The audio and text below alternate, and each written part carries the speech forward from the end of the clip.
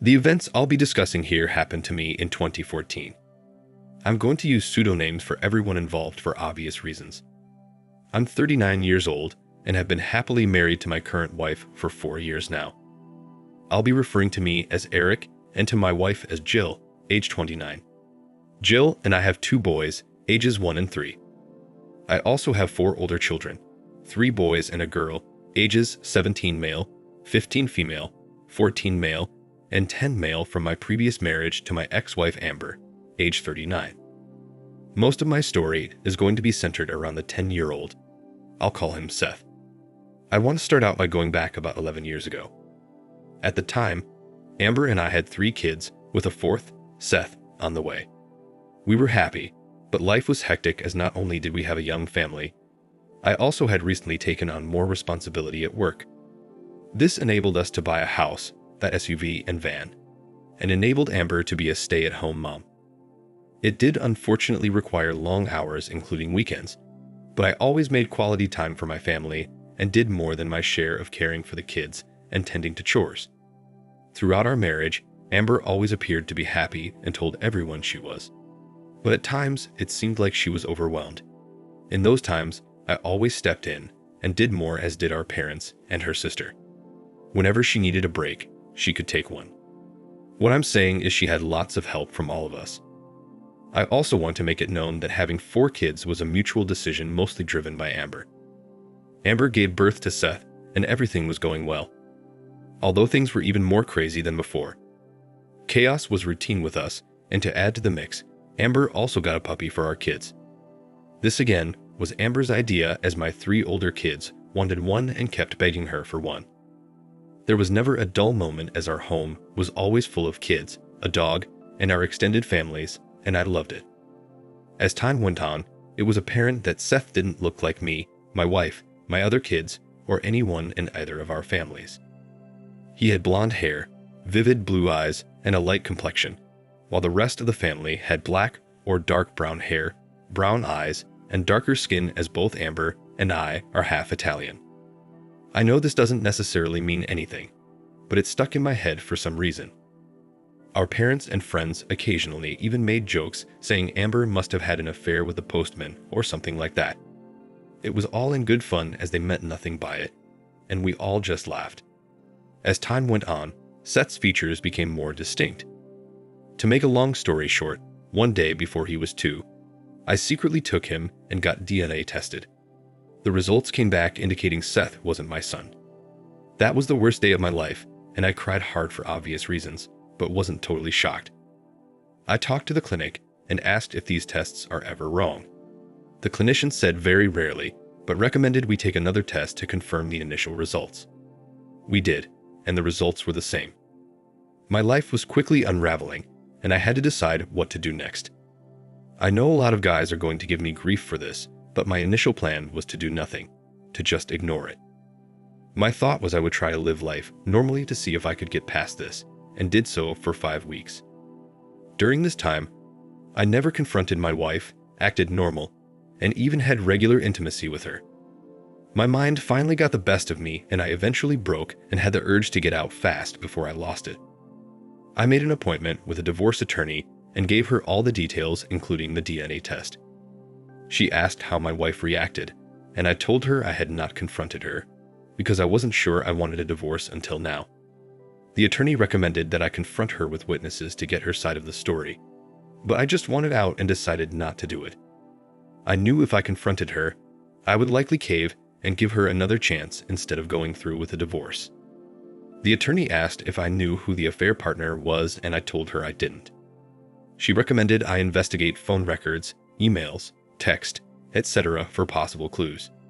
She explained, since I was married when Seth was born, I am his legal father under our state laws, even though he's not biologically mine.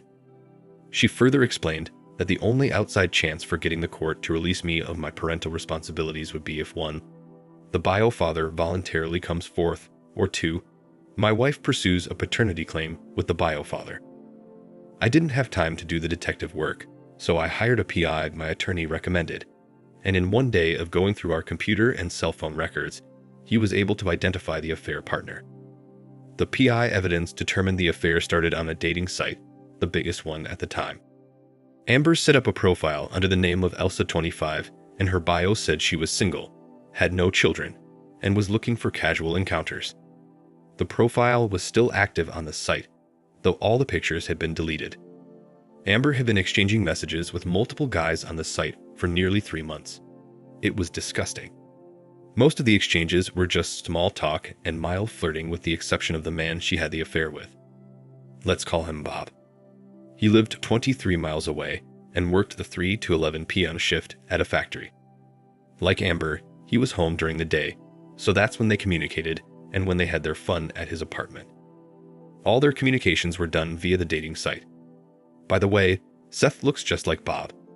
Amber told him she didn't have a phone, claiming she lost hers and hadn't replaced it. She obviously did this so she couldn't be tracked. You can see from the messages she abruptly cut contact with him after their 3rd date. Bob continued sending her messages, but she never responded, and he eventually gave up. Amber unknowingly had message notifications from the dating site sent to a Yahoo email account. She never checked the email account but stayed signed into it, so when the PI went to yahoo.com as one of his standard checks, the emails all popped up on the screen. Hiring this guy was the best $950 I ever spent. With the evidence he uncovered and the DNA test, I had all the ammunition I needed for an at-fault divorce and gave the attorney the go-ahead to move forward. I planned to serve Amber in the presence of both of our parents. Some may think this was a weak way to do it, but I didn't trust my wife at this point and was afraid she may do something crazy or falsely accuse me if we were alone. I'd advised my parents of the situation ahead of time, so they wouldn't be blindsided and could support me. The meeting was intense. I was nervous as hell, but didn't break down. I first presented the DNA results, then I gave them copies of key messages between Amber and Bob. Her parents were visibly upset, as were my parents. Amber just looked at me, dazed with a sad, "I'm sorry" look, and wept quietly. I think she mentally snapped that day, perhaps PTSD, as she's never been quite the same since.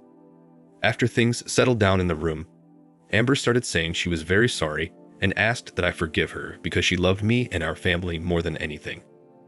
I told her I forgave her, but then proceeded to hand her the separation agreement and explained that I wanted to legally separate for 6 months. I told her I wanted her to stay with her parents for the next 2 weeks to give me space to think. I explained she could then move back and serve the rest of the legal separation in our house, but one of my parents would be staying with us at all times as I no longer trust her. I then handed her the divorce agreement and told her she needs to get a lawyer. This is when she became inconsolable. Her mom asked if there was any way to avoid divorce. I firmly said no. Her mom then said her actions were terrible, but were not significant enough to end a great marriage and break up a beautiful family. I told her she cheated, had another man's baby, and lied to me for over 2 years. How much more significant can you get than that? They eventually left, and we went through the separation with my wife, pleading with me multiple times a day not to divorce. During the separation period, my attorney was able to connect with Bob. He was very apologetic, stating he didn't know Elsa, Amber, was married. He explained that he had no intentions of breaking up a family and barely had enough money to support himself. There was no way this guy could support a child. It was clear the idea of having him voluntarily assumed paternal responsibilities wasn't happening. As for the reason for the affair, Amber's sister told me Amber said she set up the dating profile just to get attention from men and had no intentions of cheating. She claims to have felt ugly after gaining weight after having 3 kids and wanted to see if other men still found her attractive. Note, never once did I ever criticize her weight or looks, and always told her she was beautiful, because to me she truly was. Jumping forward 8 months, and our divorce was final. My attorney petitioned the court to split assets evenly, but requested no alimony and child support only for my 3 biological kids, even though she knew the judge would likely not accept this. The judge said, since I am Seth's legal father, I would be required to pay child support for him as well. She did strike alimony from the settlement based on the infidelity and the affair child. She also let me keep the house as part of the settlement, but awarded Amber 51% primary custody. At the end of the verdict, the The judge asked Amber and I if we had any questions or comments. Amber said she just wanted to tell me again she was sorry, that she still loved me and hoped one day we'd be together again. I then spoke up and thanked the judge for her thoughtful verdict and for allowing me to speak. I then said the family court laws in our state are unjust and are totally biased against men. I asked how is it fair when a woman cheats, has a baby with another man, lies about it to her husband, and then not only does she get primary custody of his children, he is forced to pay support for a kid that's not even his. The judge said she empathized with me, but explained that she follows the law and acts in the best interest of children. She said the best interest of the child here is for me to continue to be Seth's father. She said she can see that I am a good man and a great father, and that's why she gave me 49% custody and allowed me to retain the family home. She said the only way the court would absolve me of my legal parental responsibility is if the biological father were to voluntarily come forward and take on that responsibility. She said even if this were to occur, there's no guarantee the court would allow this, as the biological father would need to be thoroughly screened, including for his mental and financial fitness. I then told the judge I've already provided the court with the biological father's name and address. Isn't that enough to at least issue a court order to have him DNA tested? The judge explained this is a civil matter and the courts do not intervene like that. She said either I or my wife would need to convince the bio father to voluntarily come forward, or the mother could file a paternity lawsuit against the bio father. My wife's attorney spoke up at this point and said her client didn't want another man in her child's life, and that Seth already has a great father. I concluded my statement as at this point, it felt like everyone in the courtroom was basically just telling me, tough luck, sucker, deal with it. I wanted to highlight this courtroom exchange to encourage any man contemplating marriage to first research the laws in your state. The hearing ended and I was divorced. I went forward and paid my child support and was the best father I could be to all of my kids, including Seth. You'd think I'd treat him differently based on what occurred, but to me he was my son, and I was the only father he'd ever known, and I loved him. A few years later, I met and married Jill, and we had our 2 boys, so now I have 6 kids and couldn't be happier. I thank the Lord every day for blessing me with my children and for bringing Jill into my life when he did. As for Amber, I've long since forgiven her. She spends most of her time these days being a mother and caring for her aging parents. She's gained a lot of weight since the divorce and recently was diagnosed with type 2 diabetes and now takes daily medication for it. Up until I got serious with Jill, Amber tried everything to win me back. She even went as far as trying to get the kids to convince me, which I quickly shut down that manipulation tactic. Over the years, she's apologized hundreds of times and says the affair was the worst thing she's ever done. We're cool now and on good terms, and co-parenting with her has been smooth. She's planning to go to school to become an LPN, as she will need a source of reliable income once the child support starts expiring in a few years when each kid turns 18. She's also still driving the 11-year-old van she got in the divorce settlement, which will soon need to be replaced. Over the years, Amber has dated a few older men, but nothing serious. I guess it's tough dating when you're a woman with 4 kids. That's all I've got to say. I again leave you with these words of wisdom.